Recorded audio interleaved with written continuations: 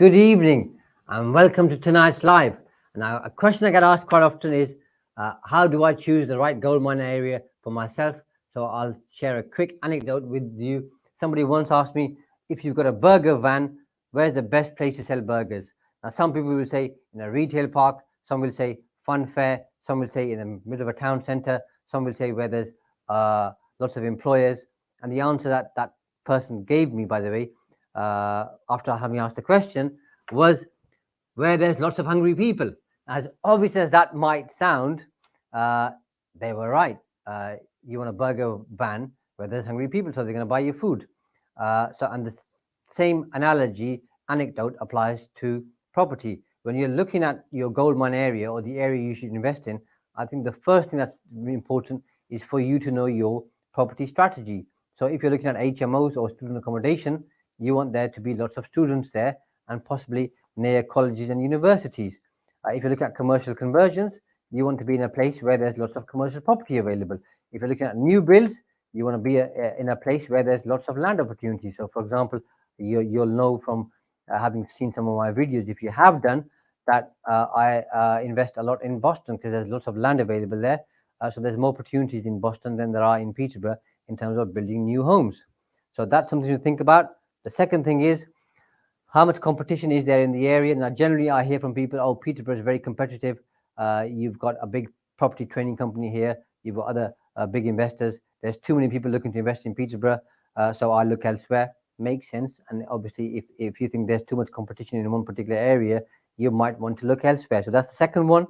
The third one is regulation. Is there selective licensing in the area? Is there Article 4? Are there lots of listed buildings and you're not interested in listed buildings? Are there conservation areas which might cause you issues in terms of planning? So find out about the regulation. The next one, which is an obvious one linked to the burger analogy, is there high tenant demand or buyer demand? And this is, I think, pretty easy to figure out and work out. Talk to local estate agents, talk to letting agents, look online on Rightmove and see how many properties are available to rent or to buy. Go on Spare Room and have a look at the demand there. That will give you a good indication.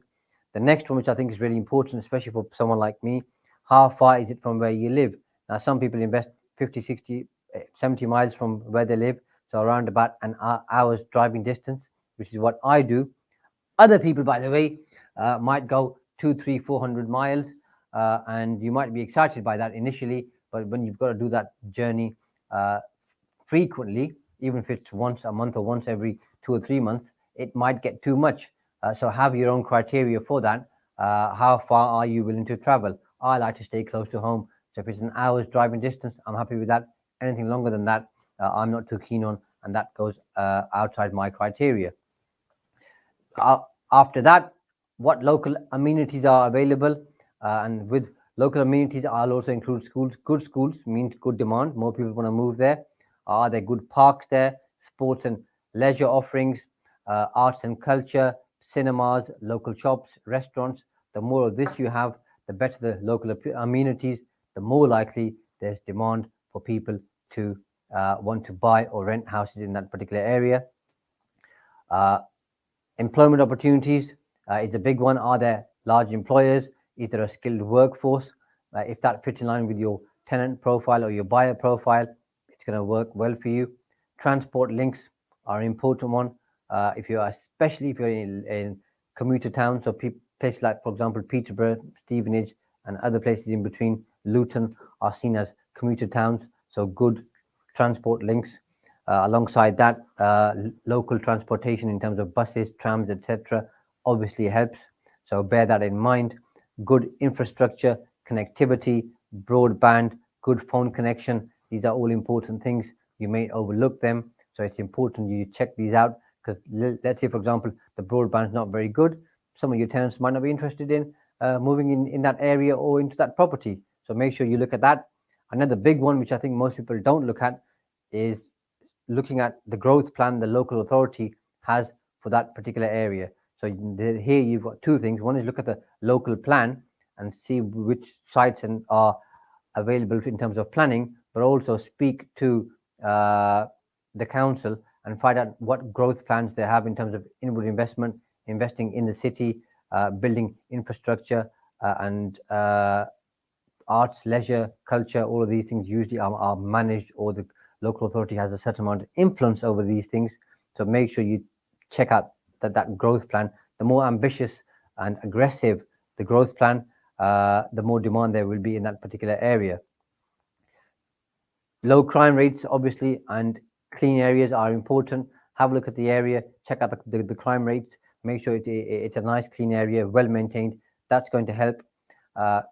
If you're renting, look at the council tax banding, so you're fully aware of what council tax will be payable. That's going to be important, whether you're paying it, whether the tenant's paying it, matters not. It does affect the numbers, so check that out. Speak to the local council and find out what kind of demand there is for housing needs, both in terms of what they need, because there are councils out there who will sign a 5-year lease with you, take the property off you, and look after all the maintenance. So that could work for you. Or there could be a huge housing shortage, which means there's a huge demand, and that could work well for you. And the last one for tonight is the quality of the neighborhood, depending on what type of clientele or tenants you're looking to attract. Does the quality of that neighborhood reflect the type of tenants you're looking for? So that's the criteria that I pretty much use when I'm looking to invest in an area. I've been at it for a little while now, so I'm pretty clear on my goldmine area. But if you use this criteria, and feel free to add any others that you want. If anybody's got any questions, post them on Facebook or the other social media channels right now, depending on where you're looking at this video. Happy to answer them. And if anybody doesn't have any questions, somebody said excellent, thank you very much. If there aren't any questions, then I will see you next week.